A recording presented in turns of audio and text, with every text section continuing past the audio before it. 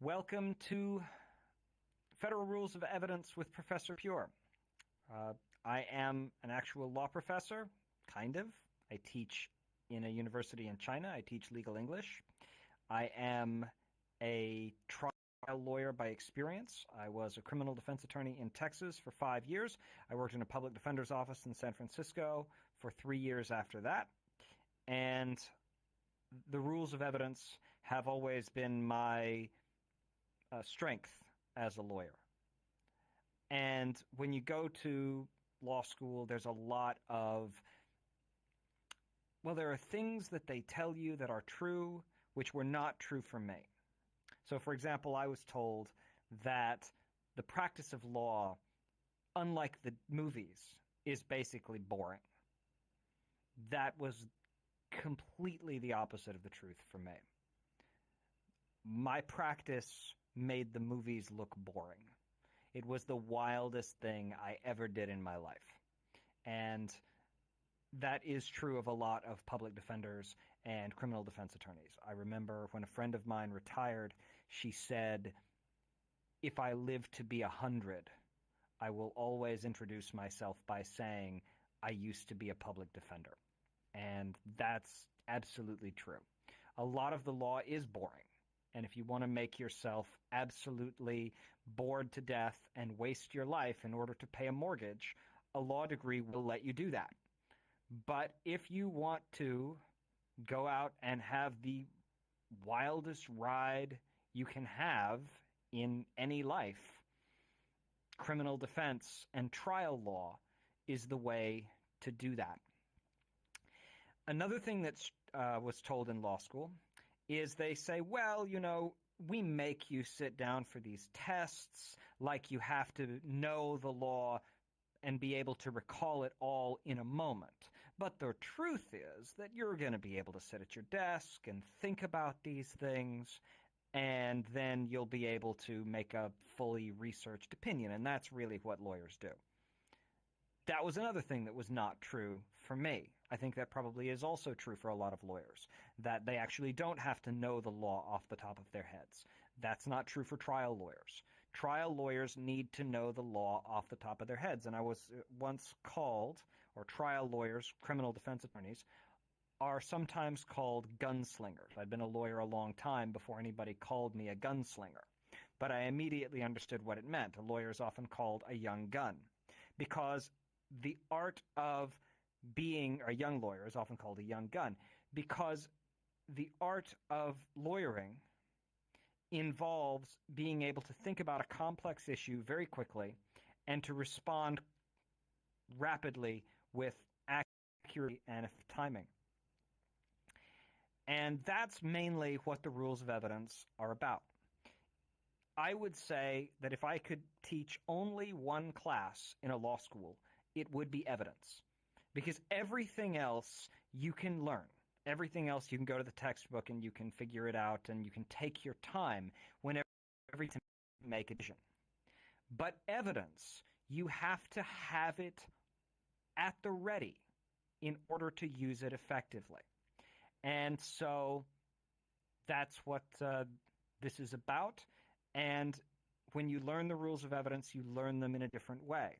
You learn them not with the idea that, I'll be able to go back to them, but you have mnemonics, and those mnemonics you keep for the rest of your life, and you have not even mnemonics, but the structure of the rules have to be just hardwired into your brain until it becomes second nature. And I think that what we do in VRChat Drama Court is about wanting to simulate that. When I ask my law students, why do you want to be a lawyer? Very often they say to me, I've seen lawyers in TV shows. And since I teach in China, they say, I've seen lawyers in Hong Kong TV shows. But the lawyer, puts on the nice suit and looks so great, and they're absolutely in control of their surroundings, and there's chaos all around them, and they're just this force that just cuts through. Well, that's what the rules of evidence allow you to do. And so the art of evidence is basically the art of lawyering. Now, in law, there are three dimensions plus time. So just like in physical reality, I mean, there may be in physical reality, who knows how many dimensions, 21 says string theory, whatever. But we experience in physical reality 3 spatial dimensions plus time, right? We can go forward, back, we can go left, right, and we can go down. And if you want to understand your position in physical reality, you have to know something about all 3 dimensions. You don't necessarily have to know everything down to the tiniest atom, but you have to have a pretty clear picture of where you are in all 3 dimensions and where you want to go in order to move. And then you have to add in time. Law is like that. It has 3 dimensions. And what that means is that whatever situation you're in as a lawyer, whatever you're doing that day, you have to keep in mind 3 entirely, mostly separate ways of looking at your situation.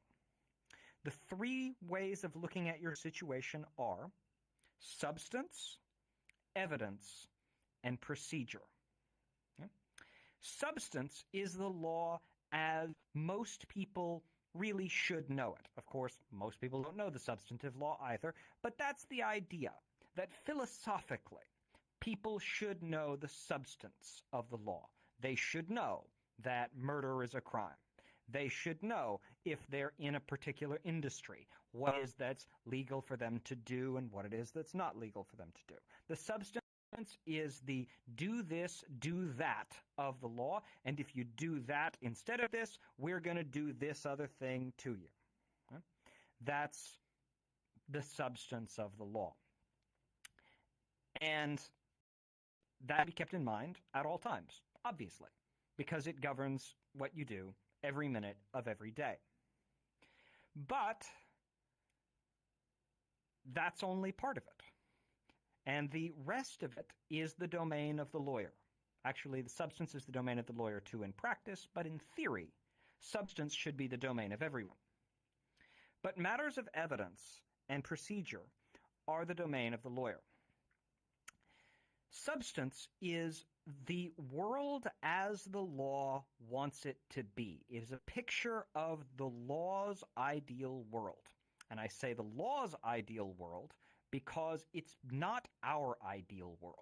The ideal world that the law wants is a shitty world. I do not recommend it. But the law has that picture. What is the law? Does the law actually think? Well, not exactly, but you can think of it as an entity, as an organism. Evidence is the way the law sees the world as it is. The law understands that the world is not as the law wants it to be. Sometimes the world is different from the way the law wants it to be in ways that we would probably agree are better. Sometimes in ways we would probably agree are worse, but different.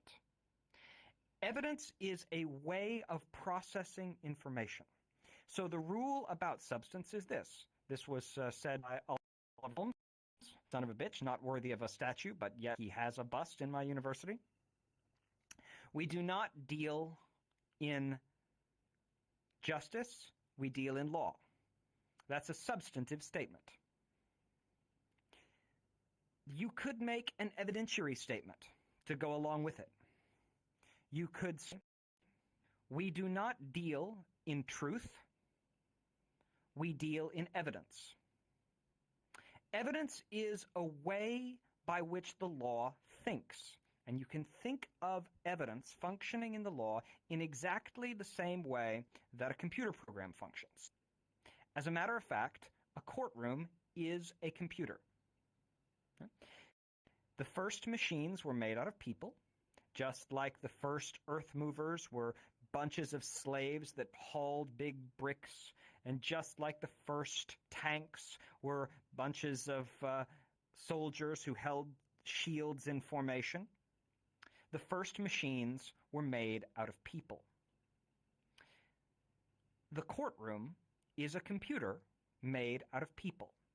And for purposes of, and the function of the courtroom is to do exactly what a computer does. What does a computer do? It processes information. It has subparts that are designed to help it process the information. And I think this metaphor is going to go over probably a lot better with the VR chat crowd than it might with students who don't necessarily build computers like we do, or play with computers a lot like we do. What does your computer have? It has a central processing unit. The job of this is to take information and do whatever it is a computer does to turn it into other information. How it does that is mostly a mystery, but we know that it does it. Well, a courtroom is a computer made out of people, and a courtroom has a CPU. And that person is called a judge. The CPU is the judge. Their job is to process information. Okay? A computer also has storage, ROM. Courtrooms also have storage, ROM. These are called witnesses. Their job is to hold information until it is then brought and directed to the CPU, to the judge. And just like your computer has a system which is designed to move information from the storage to the CPU, called RAM, the courtroom has a system that's designed to move information from the witness to the judge. It's called a lawyer. That's what we're here to pretend to be, the RAM of a computer made out of people. And then, since we're all here in VR chat, we all know that there is another part of the computer, which is not part of every computer, just part of every computer that is good. The expensive, cool part, the graphics card, the GPU. Courtrooms, likewise, sometimes have graphics cards. They're called juries. A jury is like a judge in that it thinks, in that it processes information, but different from a judge in that it processes a more specified kind of information. Now, some computers have integrated graphics, meaning they don't have a graphics card, but the CPU is designed to do some of the job that the graphics card would do.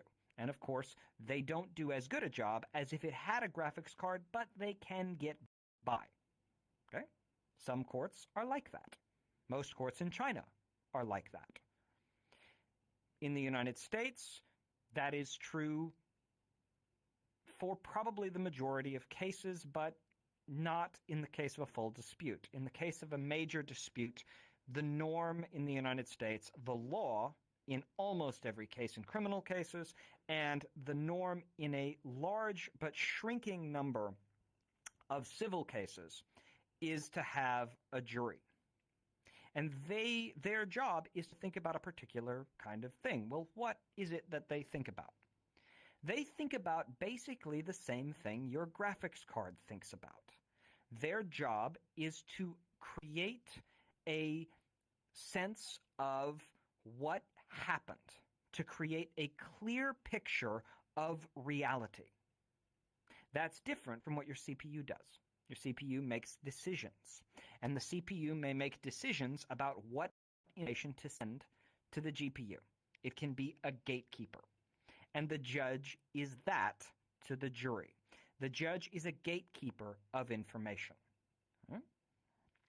Now, in an adversarial system, which is what we have in any part of the world that has ever been part of the British Empire, and really to a lesser extent everywhere else, the lawyer is, at least to a large extent, loyal to one side of the party, one side of the case. They take a position. And typically they are paid by one side or the other. Occasionally lawyers are paid by the courts, but generally they are paid by one side or the other. Or if they are paid by the court, very rarely is that permitted to affect the way they think. So in the case of a criminal defense attorney, we take money from the court, but we are expected to pretend as if the money came from the person we're actually representing. So we are then designed to handle these cases in a way which is adversarial, combative. We are to be opponents to one another. And the idea is that when both lawyers do their job well, they should cancel one another out, and that as a result, the justice, or not justice, but the substantive law should triumph. Okay?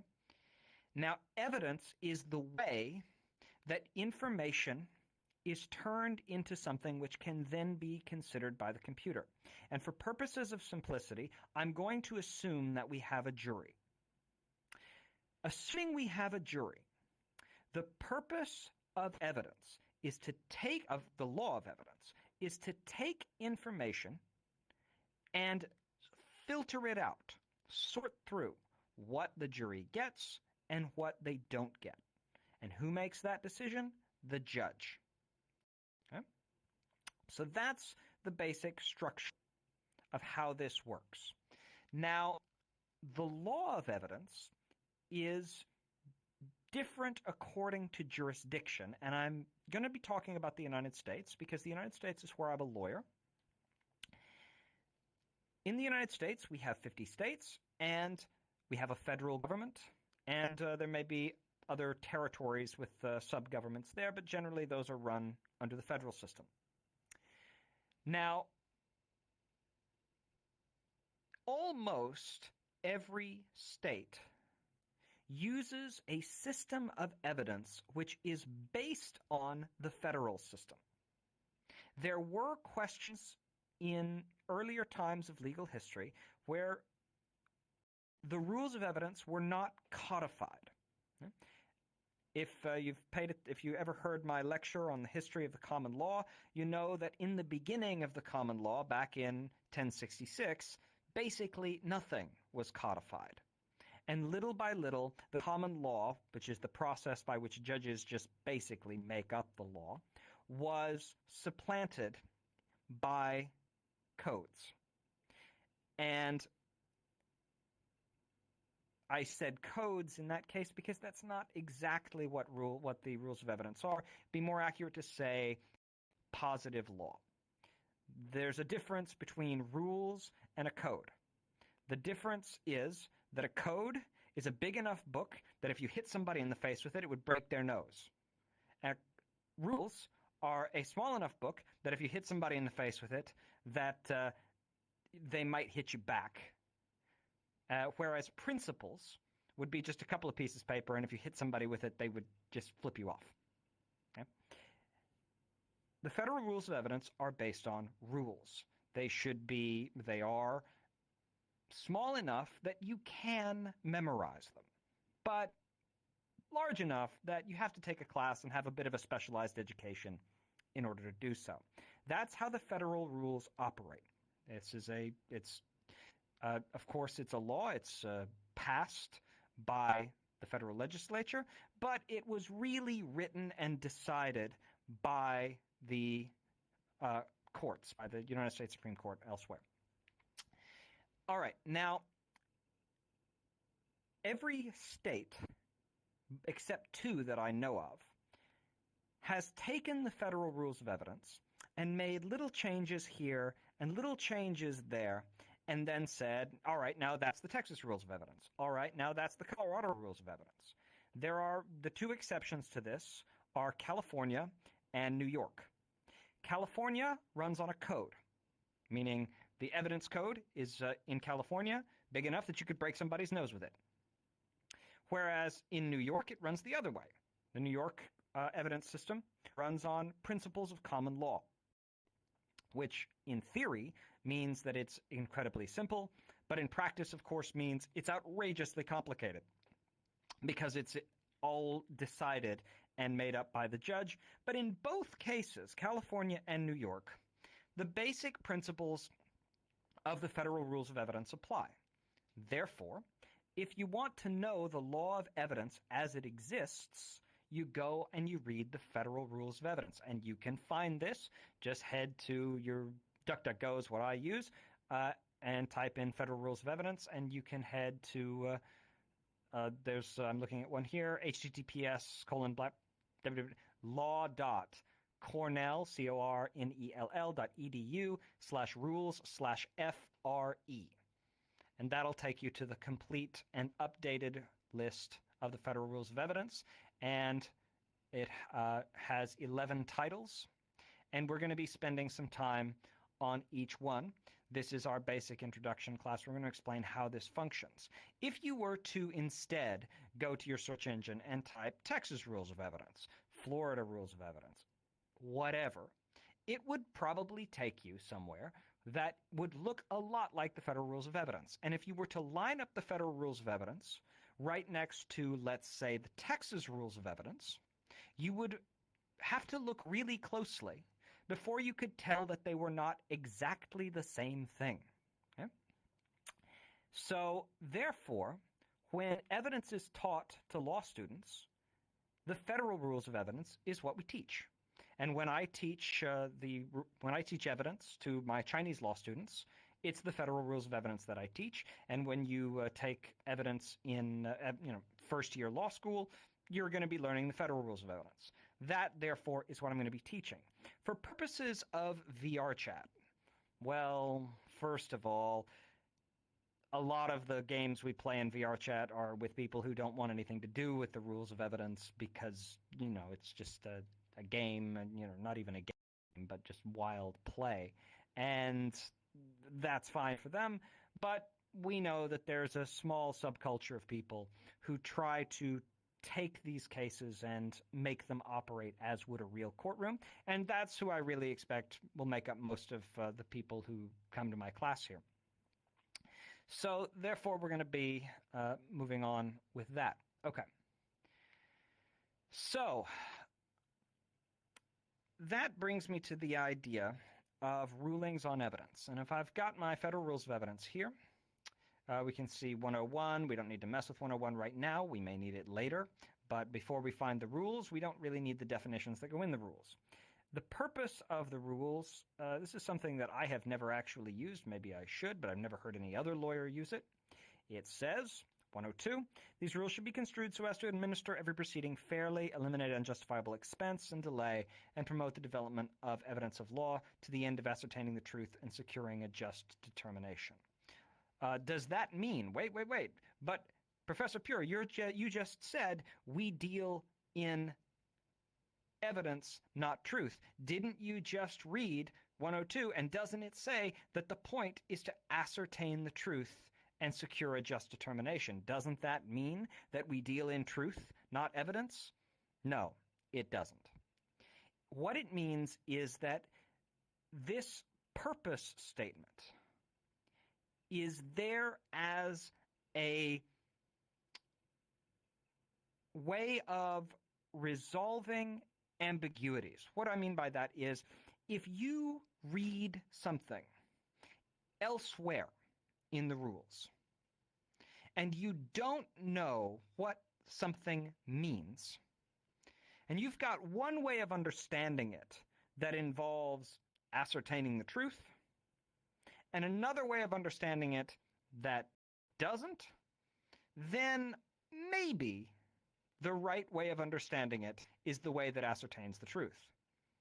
But if you read something in the rules of evidence, and you know what the rules of evidence are saying, and it's in such a way as does not effectively ascertain the truth, does that mean we don't have to follow that rule? No. You still have to follow the rule. The purpose statement is there in order to help judges understand how to resolve ambiguities. It otherwise has no bearing. It doesn't do anything. In fact, the purpose statement, I just spent more time on it than any law professor I ever knew. So give it not much significance.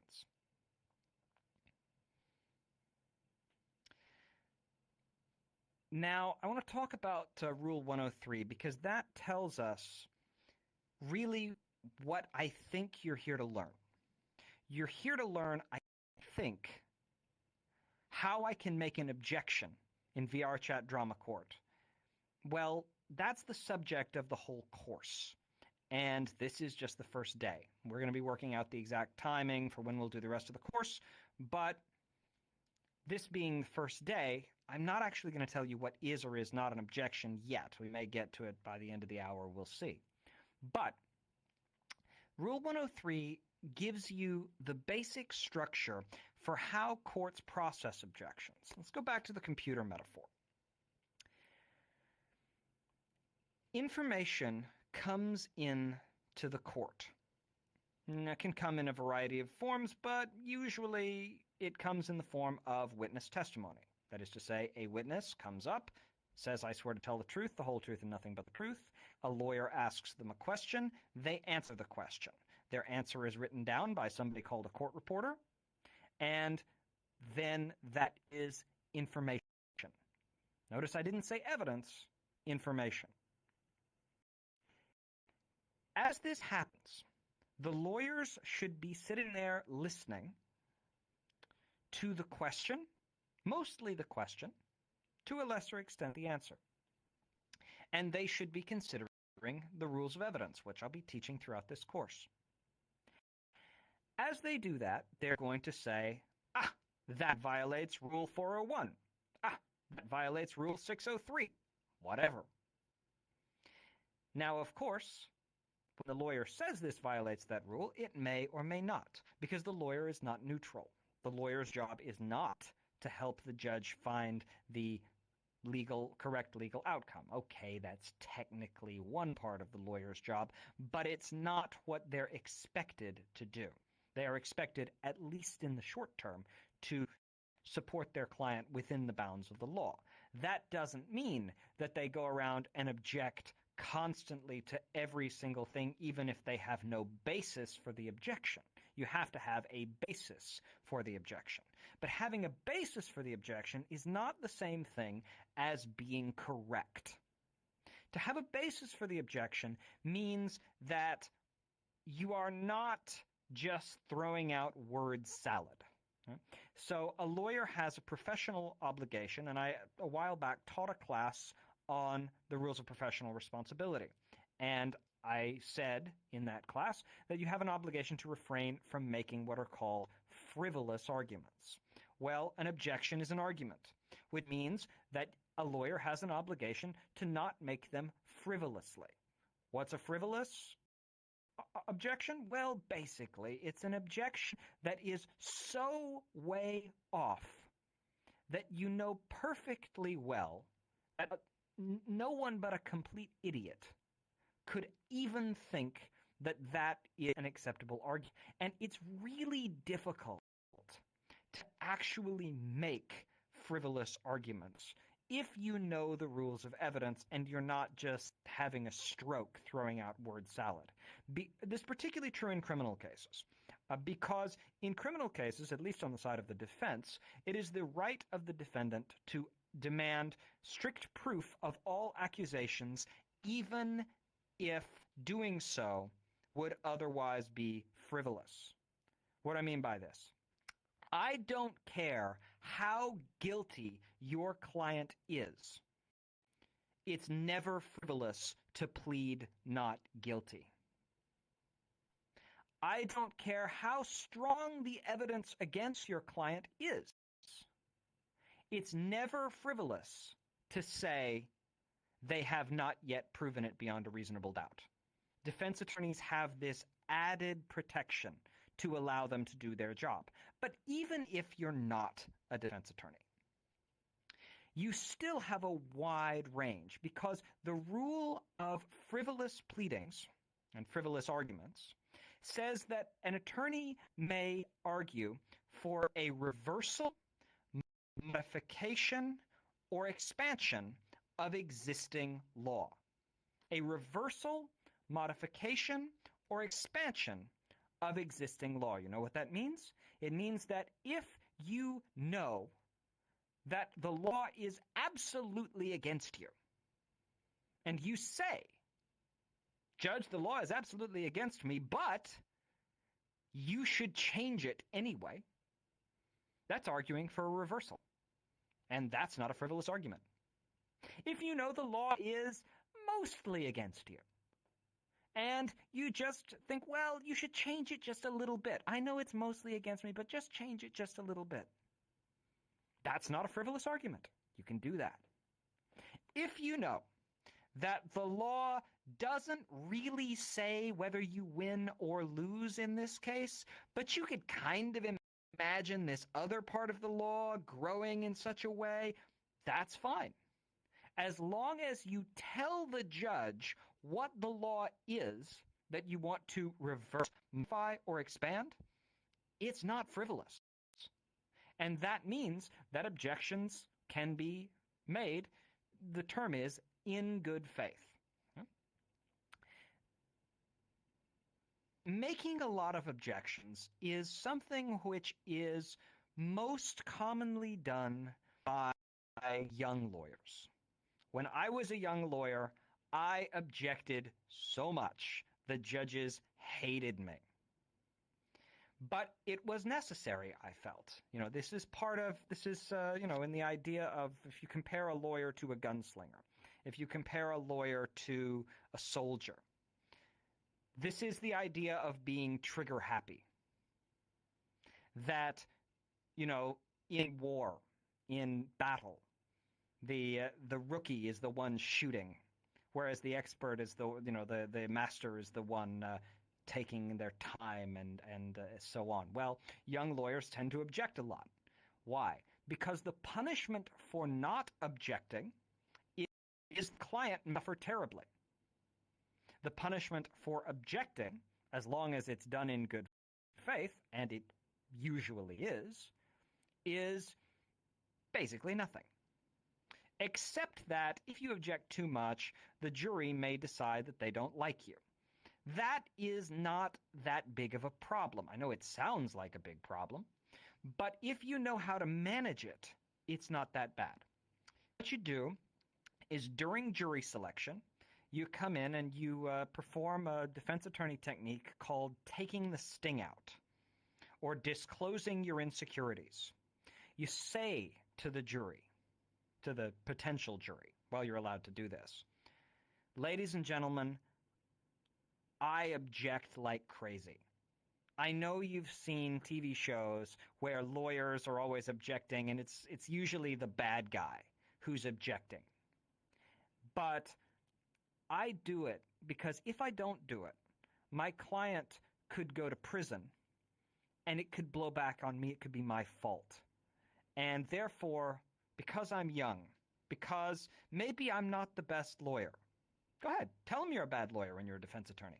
Go ahead. It makes you a good one. Don't recommend this necessarily to prosecutors, but it's a good and commonly practiced method for defense attorneys.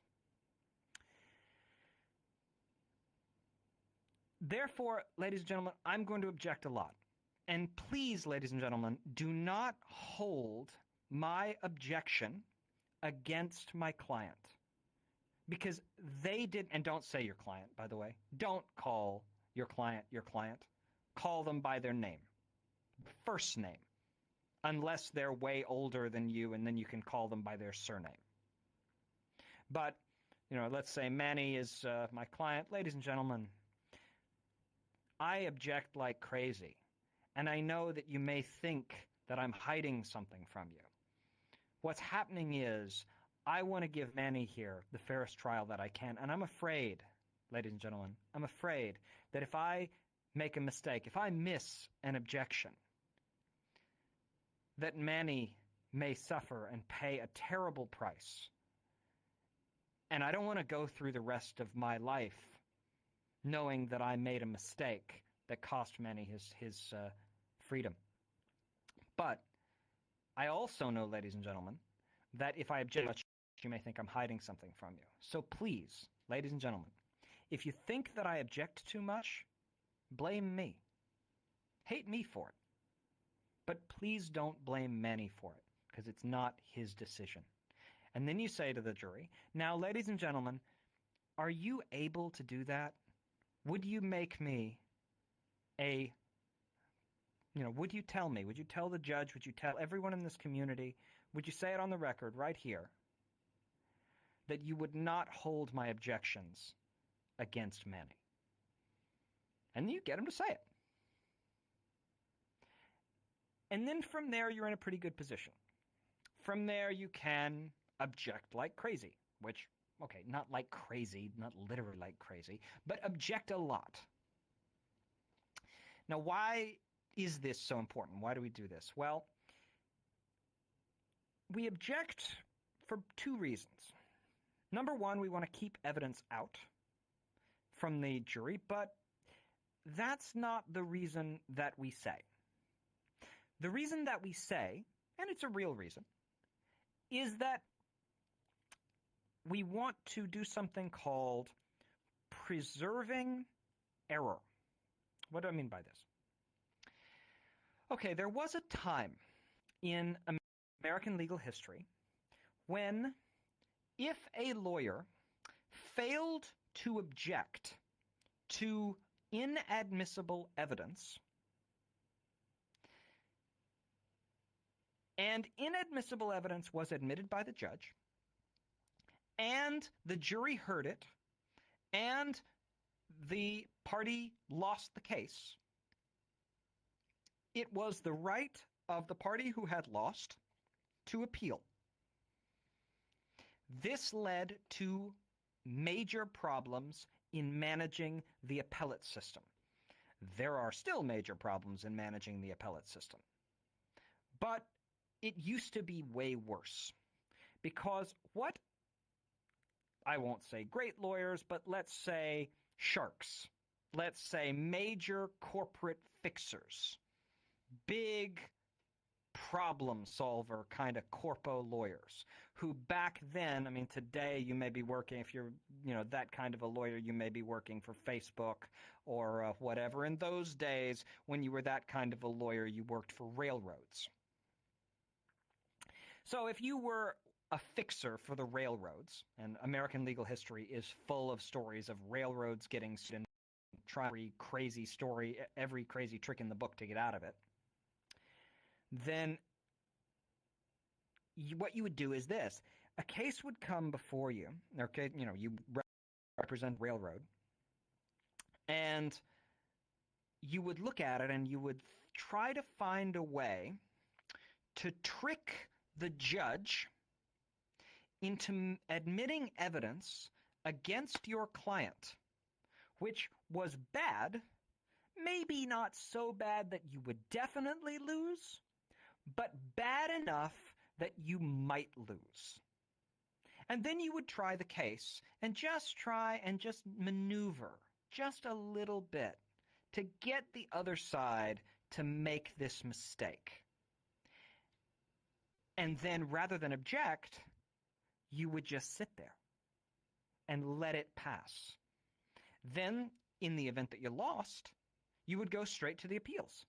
You would go straight to the appellate court and say the lower court made a mistake. Here's the mistake they made. And the appellate court would look at that and go, oh, you're exactly right. They made a mistake. Okay, reverse and remand. That means the higher court sends the case back to the lower court and says fix it, which means that the fixing it means in many cases have an entirely new trial. Meanwhile, your client, the railroad, is not paying their judgment. Meanwhile, witnesses are getting old and dying. Meanwhile, cases are going away because the people who are suing the railroads are dirt poor and they're going to take easy settlements that are cheap now rather than hold on later because poor people need money now. And therefore, you were able to really make a mockery of the system of justice. So to stop that, the rule of objections became this. Except in cases of what is called plain error.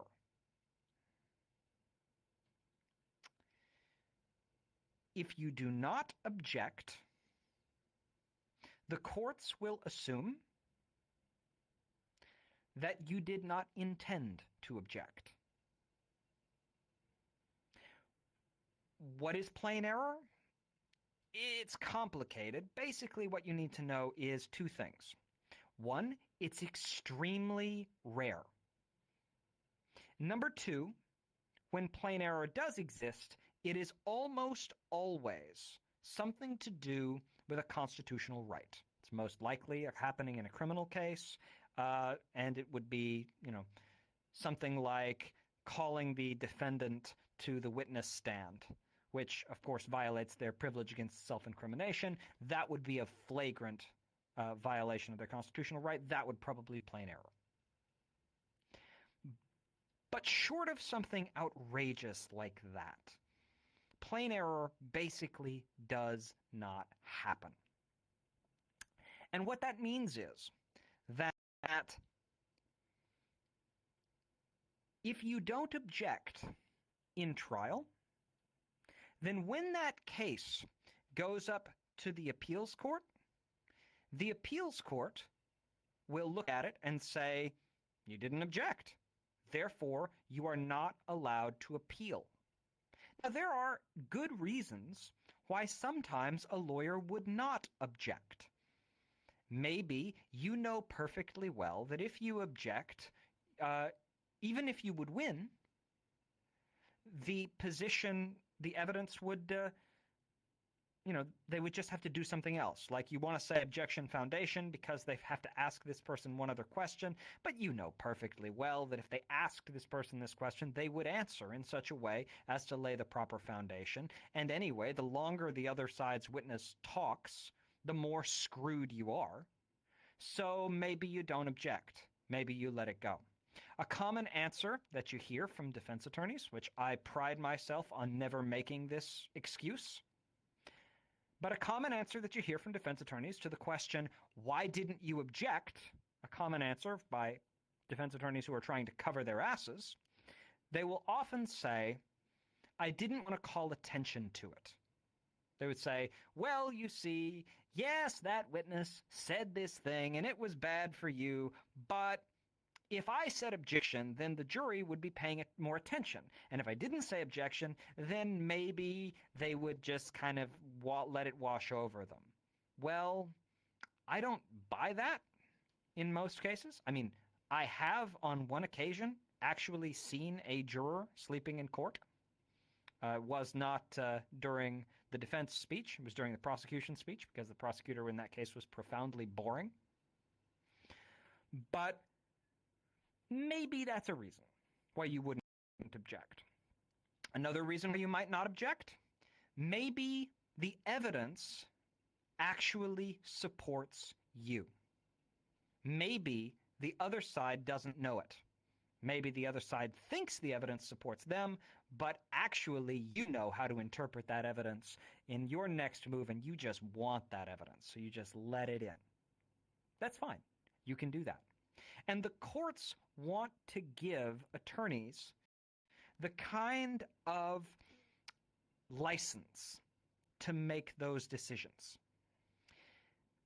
If anybody's ever heard of the Twinkie defense, there was a mayor of San Francisco named Harvey Milk who was the first openly gay mayor, and he was shot. And the man who shot him was put to trial, and the defense attorneys made the argument that this person was profoundly depressed to the point of severe mental illness, and that his severe mental illness was evidenced and made far worse by a constant ingestion of really fatty, sugary foods, depression meals. And the ultimate depression meal is, of course, used to be, they don't exist anymore. The ultimate depression meal was, of course, a Twinkie. And so this defense of the man who killed Harvey Milk was called the Twinkie defense. Manny, you have a question?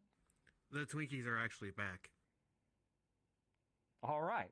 Well, then the Twinkie defense is back on the table.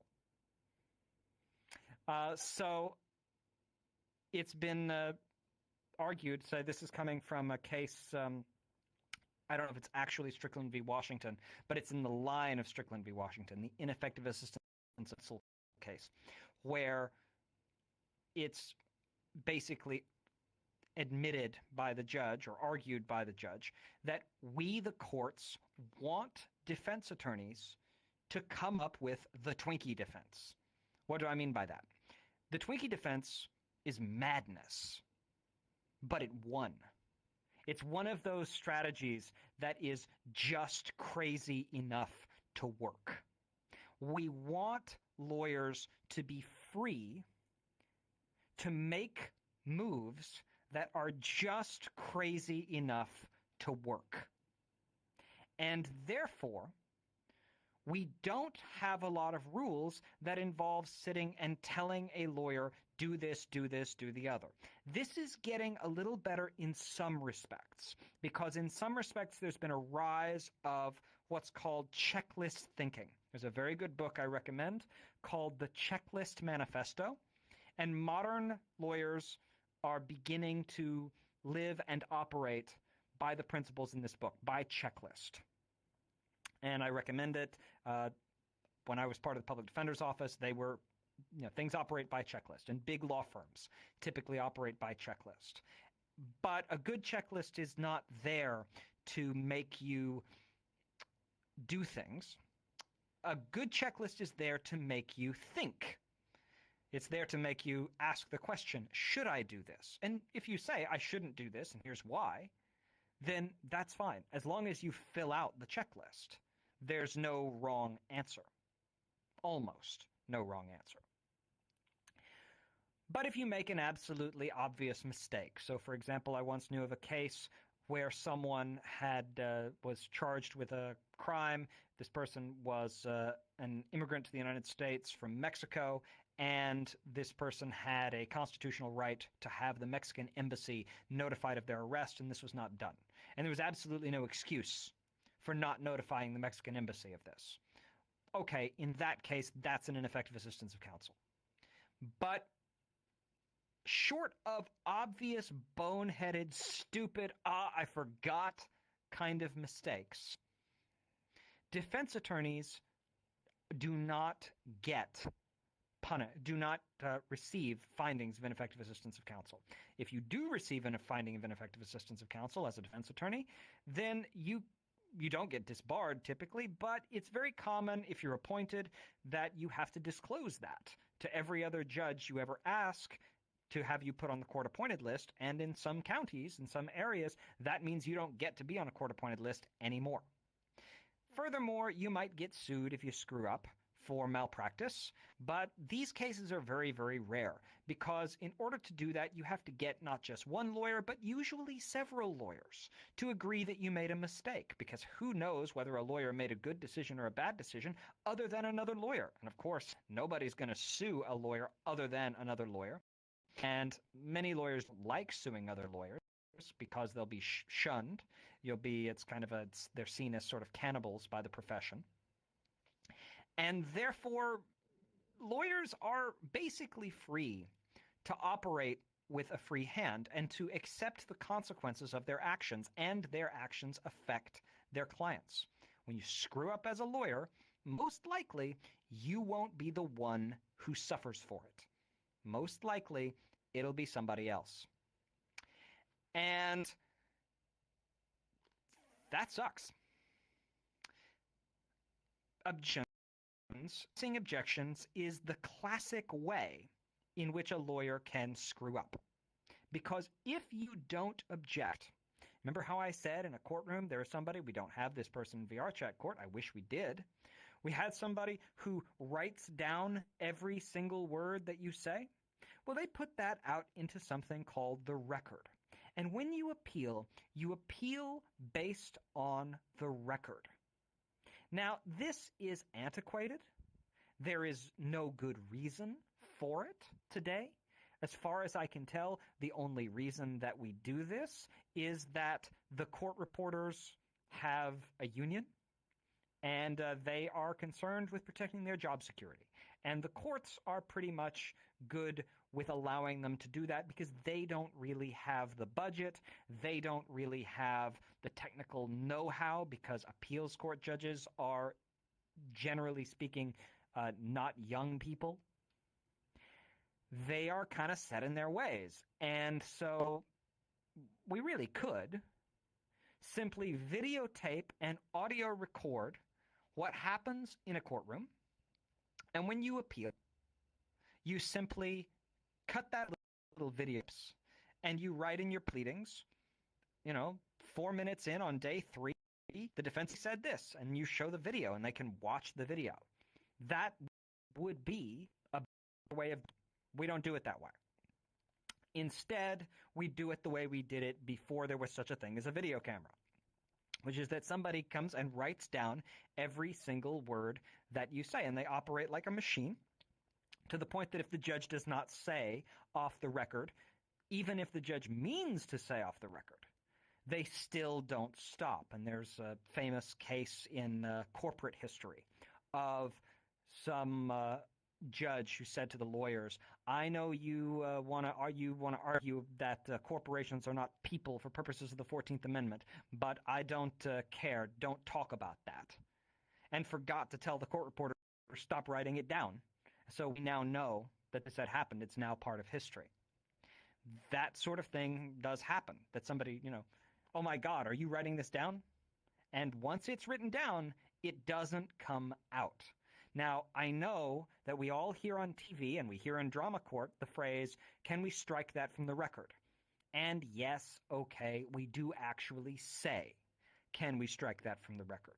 But what we don't do is strike things from the record. It doesn't happen. Records must not be stricken from, ever. What you do is you just say, I order that stricken, and then they don't actually strike it. Because if you didn't, the appeals process would be tainted. If a trial judge were free to simply remove things from the record at will, then on appeal, it would always be within their power to make the case look like they made no mistakes, when in fact they did. And there's a subtle dance that goes on between defense attorneys and judges, not just defense attorneys, but attorneys and judges. I say defense attorneys because I was one, and because generally speaking, the defense attorney does not have the sympathies of the judge. But there's a stance where the defense attorney is trying to say things that the judge probably doesn't want said, but in such a way as when you look at the record, you can't tell that that's what they were saying. And the judge, likewise, is trying to order the defense attorney or order the attorneys to do things or to make statements to the jury that maybe that they're not completely neutral without looking like that's what they're doing. This is part of the layers of meaning that goes on in a courtroom, is your ability to say things so that everybody in the room knows what it is you're saying. But if anybody were to read a court transcript of what you're saying, they would go, I didn't mean that at all. This is part of the subtlety and part of the dance that lawyers go through. So you do this because when that case goes up to the higher court, the higher court is going to handle the appeal on the record, meaning they're going to say, give me the papers. And this act of saying, give me the papers, the higher court will write up a thing called a writ of certiorari, and they will pass that down to the lower court. And the writ of certiorari says, send me the papers. And then they will take the papers, and it will go up, and then that will make its way to the higher court, and from there, they will read it. And if it happened in the courtroom, it's not in the record, it didn't happen. And if it happened in the record and it didn't happen in the courtroom, then it did happen. On appeal, we deal with what's in the record as if it is the absolute truth. There may be a few tiny exceptions to that, but very rarely. Pretty much, you appeal on the record, and that's it. And what that means is that if you take that, what I just said about appealing on the record, and you add to that what I just said about the fact that if you don't make an objection, the appeals court will assume you intended to not make an objection. And that means that if it's not on the record, if your objection is not in the record, you didn't object, and that means you lose. And that means that it is the job of a good lawyer to object in the following way. They must object when evidence is inadmissible, and we'll talk about, as this course goes on, we'll talk about what makes evidence inadmissible. But for now, understand that an objection must be three things. An objection must be timely. It must be specific. And the third thing that it must be, this part is not actually written in the law, but it must be effective. Objections must be timely, specific, and effective. What do I mean?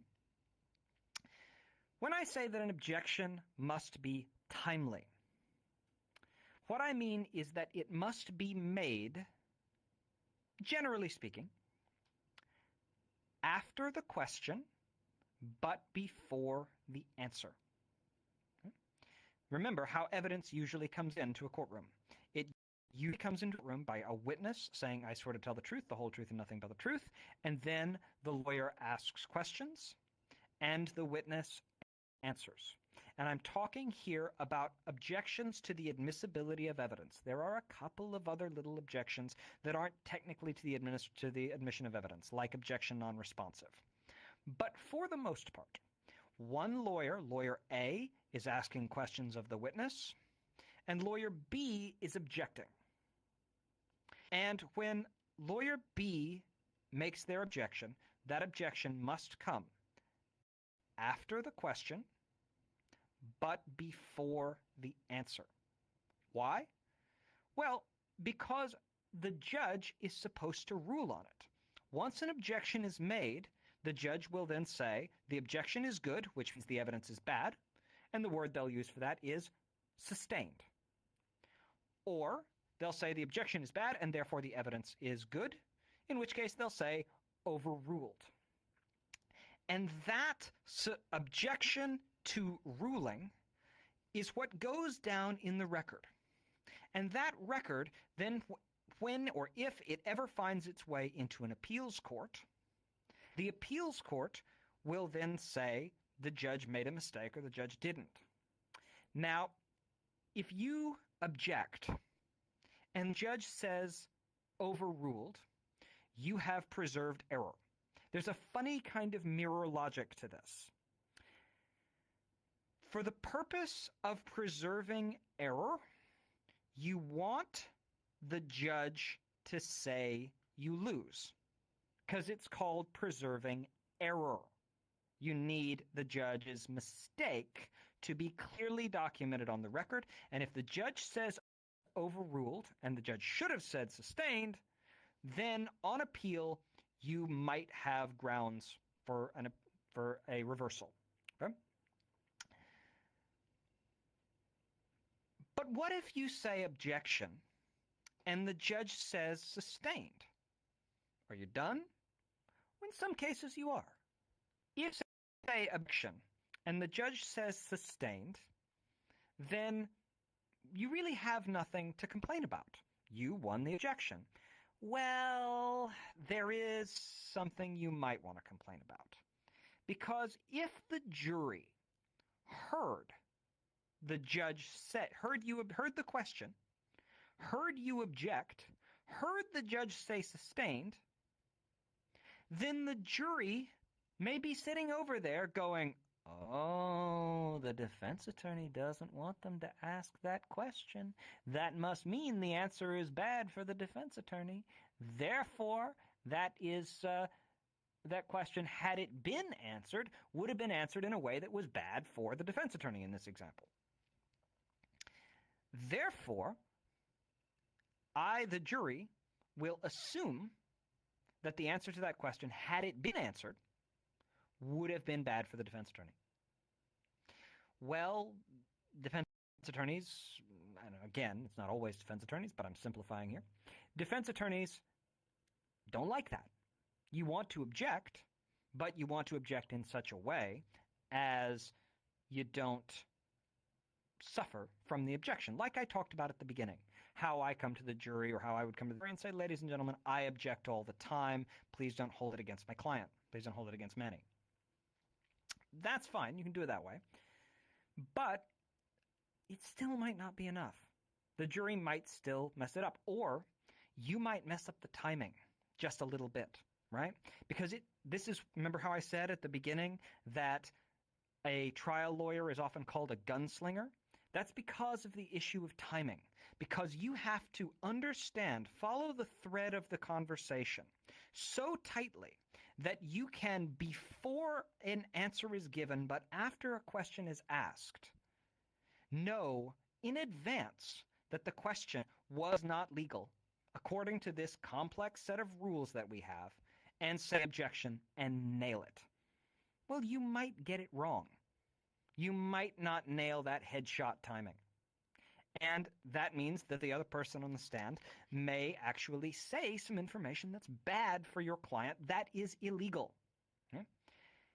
In that case, you may want to do something about that. Or even if they don't, even if you nail the headshot, the very fact that the question was asked and that you got an objection could be a problem. So what do we do about this? Well, if you get a sustained, then the next move for the objecting attorney is to say, Your Honor, I move to strike and disregard. What does that mean? By the way, I've heard in VR chat a lot of misunderstandings about this word move or motion. I've heard in VR chat judges say, I move this. Judges don't move. Lawyers move. Judges order. A motion is a request by a lawyer to a judge for an order which is other than the final order in the case. Okay? So, when you say I move to strike and disregard, really it's move to disregard because, as I said, we don't actually strike things from the record. The judge will then have a choice. If the judge says, no, I'm not going to order to strike and disregard, guess what? You just preserved error. That means that, okay, you've preserved a smaller error. Because if it comes to the higher court and they look at that record and it says objection, sustained, move to strike and disregard, denied, then you can argue to the appeals court if the lower court had actually given the motion in disregard, had granted that motion, then I would have won and it's grossly unfair or against the, you could then try to convince them of that. Now, maybe the higher court would say, well, I just don't think that damage material and you lose the appeal on those grounds, but it all depends. So the proper procedure is objection, sustained, move to strike. All right, let's say the judge says granted. In that case, the judge will turn to the jury and will say, ladies and gentlemen of the jury, please disregard that question. And the jury is then required to think in their heads, I will pretend that that question was never asked. And the jury, before they become the jury, should generally be instructed by the judge. Sometimes I, the judge, may tell you to pretend that something wasn't said. Are you willing to do that? And if they don't say yes, then they don't get to be on the jury. But, well, we're all human. And sometimes, even if the judge says, don't pay attention to that, we still do. Courtrooms are places where things happen that you don't forget. I remember, I wish I could say every time, most of the time, that a door was open or I could hear down the hall from the criminal courthouses a tortured human scream. This system be fucked up. Anyway, things happen that you don't forget. And it may be something like that. All right, well, in that case, we have another step. You say, objection, move for mistrial. Or not objection, but I move for mistrial. So it's a three-part process. I object. If the judge says overruled, you preserved error. If the judge says sustained, you move to the next step. Move to strike and disregard. If the judge says denied, you preserved error. If the judge says granted, ladies and gentlemen of the jury, please disregard, then you won, but maybe you want to take it to the appeals court and say, even though the judge did that, there was still no way. And the saying that we use, you probably heard on TV sometimes, is you can't unring the bell. Well, we do have a way to unring the bell, or at least not the way to uncrack the egg, but at least we can put in a new egg. And that's called a mistrial. So in that case, you say, no, Your Honor, I move for mistrial. Now, this will almost never happen. The judge will pretty much never grant a motion for mistrial unless what has happened is just so egregious that it shocks the conscience. But this is where you're asking the judge, you're saying, Judge, there's just no way that even if you tell this jury to not pay attention, they still paid attention, and they're still going to use it against my client. So the only thing we can do is to tell the jury to go home. And that's called a mistrial. It's not the end of the case. It's the beginning of the new trial. We take these people, what we do is the judge comes to the jury and he says, ladies and gentlemen, thank you so much for serving democracy. Our way of life would be impossible without you.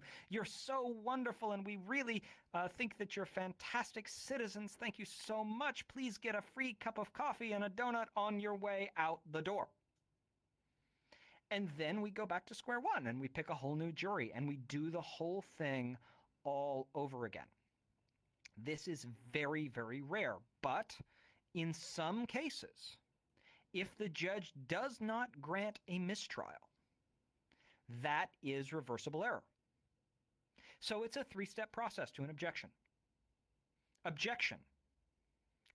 Overruled, preserved. Sustained, next step. Move to strike and disregard.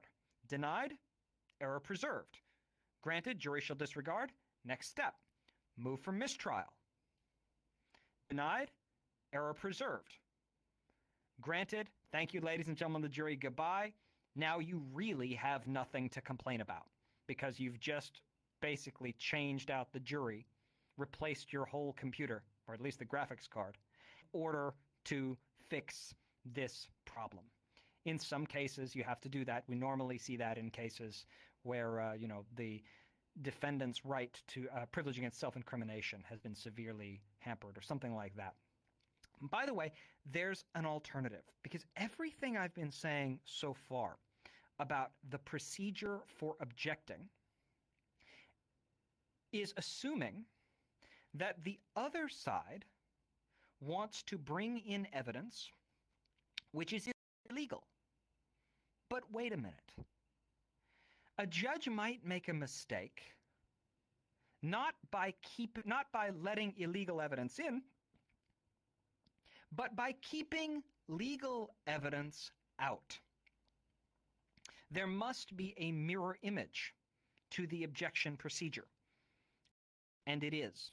There is. It's called an offer of proof. How would that work? Let's say that we've got a piece of evidence, and let's assume that piece of evidence is legal. It is admissible. The proponent, and we'll say, let's say this is a civil case, because if it were a criminal case, then we get into weird rules about appeals where the prosecution generally can't appeal a lost criminal case, even if they should have won it. But let's assume we're in a civil case, and the plaintiff wants to bring in a certain piece of information. Say, the witness is going to testify. Got a traffic accident case, and the witness is going to testify the light was green. And so you bring that evidence in, and was the light green? And the other side says objection. And this is not objectionable. Of course they can say the light was green. But the judge says, sustained. And then the defense attorney follows up, moves to strike regard. And in this case, let's say the judge says, okay, fine, jury shall disregard. And they follow up again, move for mistrial. And the judge goes, nah, denied. Now, two people have grounds to appeal, don't they? The defense attorney has the right to an appeal because they didn't get their mistrial granted.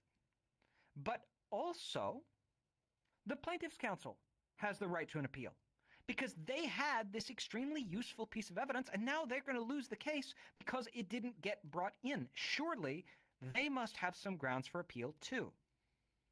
Yes, they do. But they have a different problem to solve. Because when that court reporter writes down every word that they say, if the objection was made timely, remember timely means before the answer but after the question, then when that record comes up, then the appeals court doesn't know what the answer to the question was.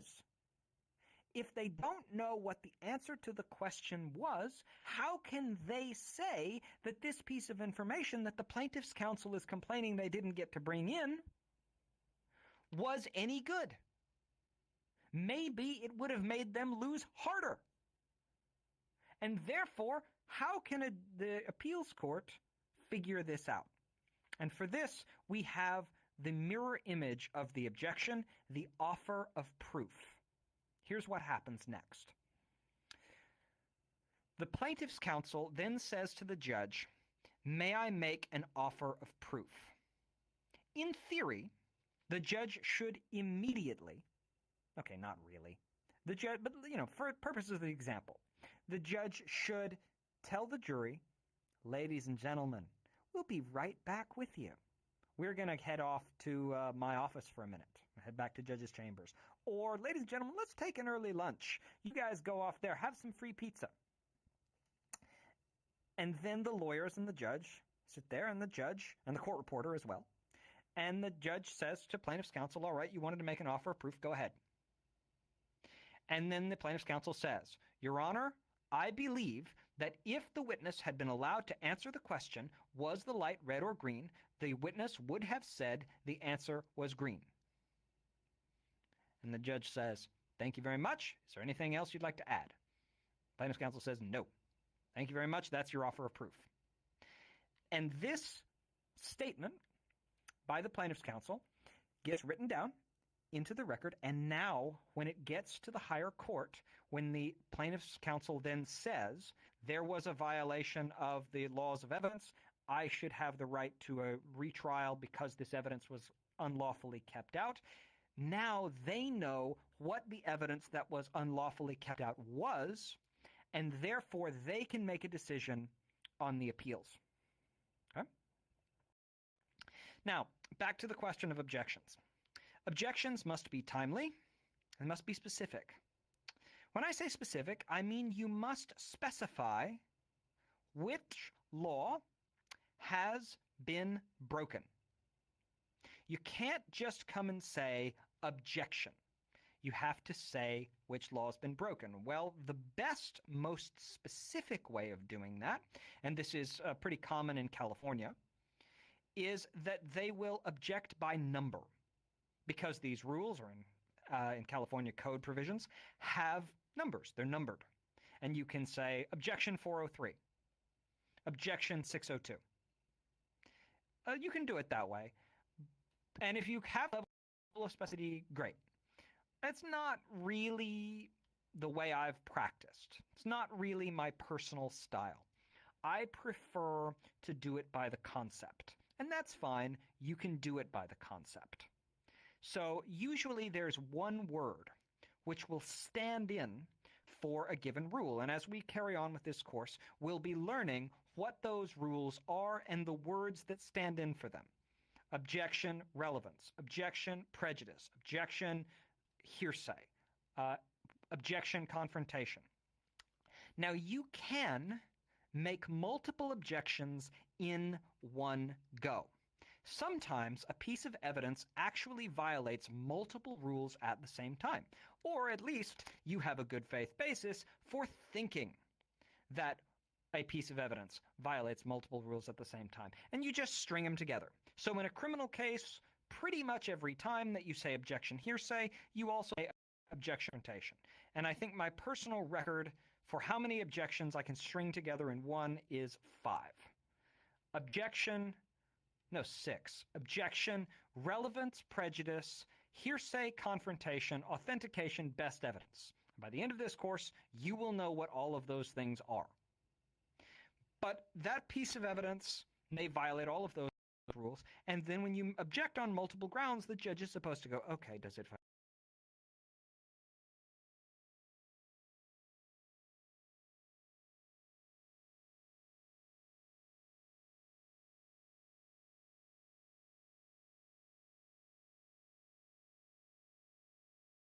Did he?